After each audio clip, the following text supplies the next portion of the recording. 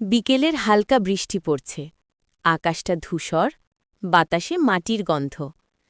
তানিয়া ছাতা ছাড়া হেঁটে যাচ্ছিল কলেজ থেকে। হঠাৎ এক ঝাপটা বৃষ্টি নেমে এলো।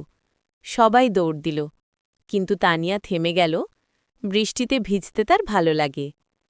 ঠিক তখনই পেছন থেকে একটা কণ্ঠ, এই, ভিজে গেলে ঠান্ডা লাগবে। তানিয়া ঘুরে দেখে রায়ান ছাতা হাতে দাঁড়িয়ে। তাদের একই ক্লাস, কিন্তু কথা খুব একটা হয়নি।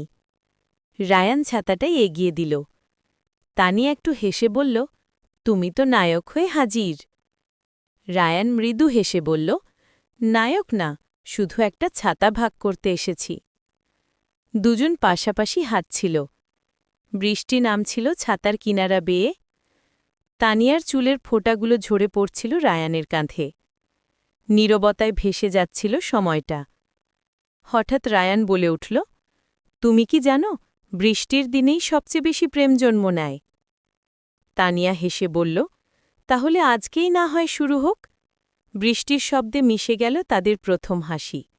আর সেই দিন থেকেই প্রতিটি বৃষ্টিতে তারা একে অপরের ছাতা হয়ে থাকে।